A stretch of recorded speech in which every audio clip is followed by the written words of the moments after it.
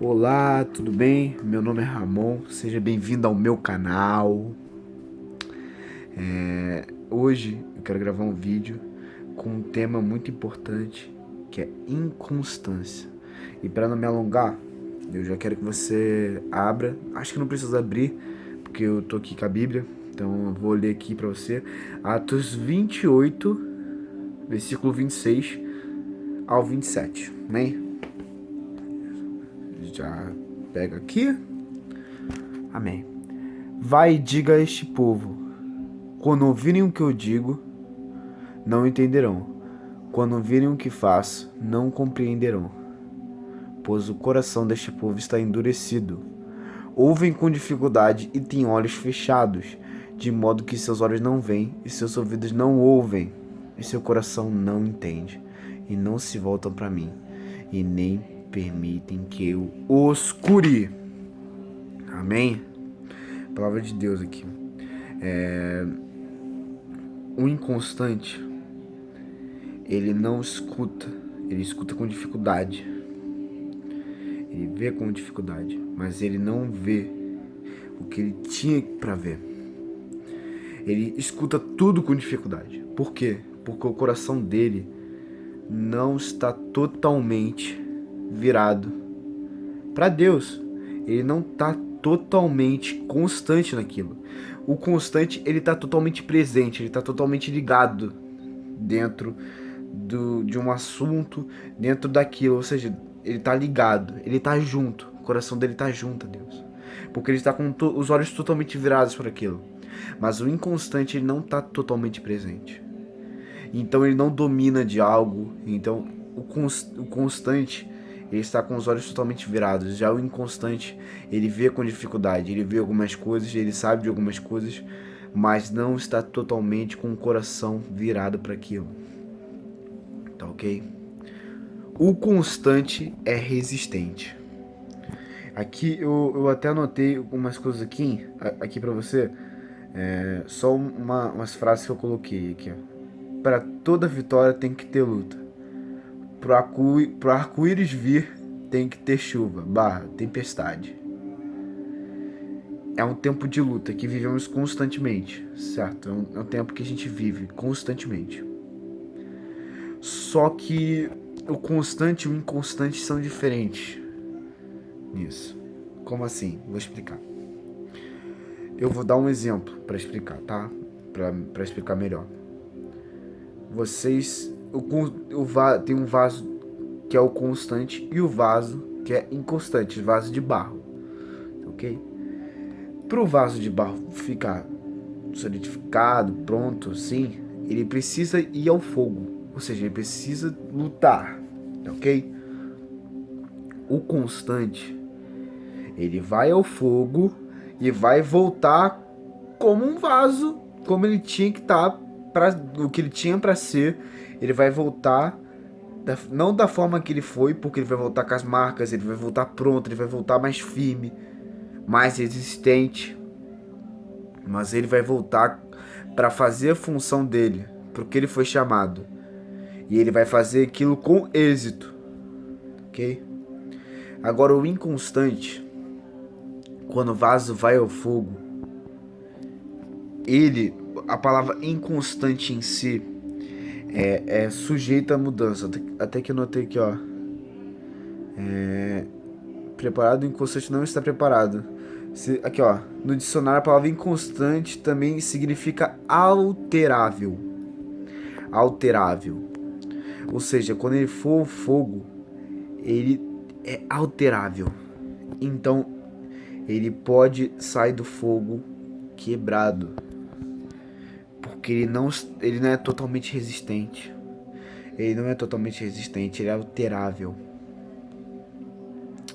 Ou seja, ele vai vir quebrado, ele pode vir quebrado, provavelmente ele vai vir quebrado, porque ele não é resistente, ele é alterável, ele não é só aquilo. Então ele vai vir quebrado. Se vir, ele pode queimar no fogo, ele pode queimar lá. Trazendo para nossa realidade, Ele vai voltar com o coração quebrado, com a fé quebrada. Ele vai voltar todo quebrado. Nós vamos ao fogo constantemente. Ou seja, alguns não vão aguentar, e outros vão vir quebrados. Os vasos inconstantes vão vir quebrados ou vão queimar, mas os constantes vão voltar resistentes e vão voltar para o que foram chamados para fazer, com marcas de guerra, com marcas do fogo, mas eles vão voltar. E para terminar aqui, Lucas 24:32 aqui.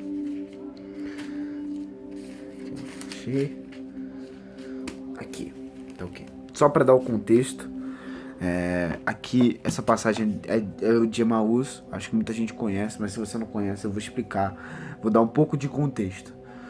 Jesus tinha acabado de morrer e tinha falado que era para ressuscitar e era para eles ficarem em Jerusalém. Só para dar uma resumidaça nisso, para não se alongar muito, pro vídeo não ficar longo. Eram para eles ficarem em Jerusalém, mas esses dois discípulos, eles foram para Emaús. E no caminho de Emaús, eles encontraram Jesus. Aqui, olha, eu vou até parar aqui. Então, enquanto conversavam e discutiam, o próprio Jesus se aproximou e começou a andar com eles. Os olhos dele, porém, estavam como que impedidos de reconhecê-lo. Ou seja, eles encontraram Jesus, mas eles foram impedidos de reconhecê-los. Eles não estavam reconhecendo Jesus. E ali, Jesus foi conversando com eles, até que estava anoitecendo. E aí Jesus meteu o pé. Só que...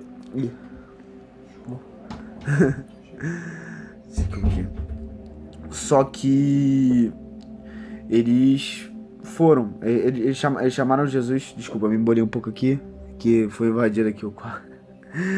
Mas vamos voltar. Eles chamaram Jesus para ficar na casa com eles. Chamaram Jesus para passar a noite com eles. Tá ok? Amém. Pera aí. Isso aqui. Amém. Voltando. Chamaram Jesus e aí Jesus estava na mesa.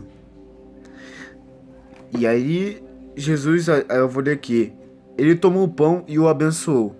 Depois partiu e lhes deu. Desculpa. Versículo 31 aqui. Então os olhos deles foram abertos e o reconheceram. Nesse momento ele desapareceu.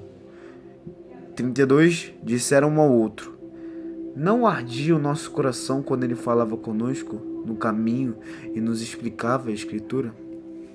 Amém. O que eu quero falar para você é que você pode ter sido um desses discípulos, de ter se perdido e ter ido para Emaús, que não era o caminho certo, porque Jesus está te chamando para ficar em Jerusalém, mas você está indo para Emaús porque está confuso, você não ouviu a voz dele. Mas cara, é tarde para voltar para Jerusalém. É tarde.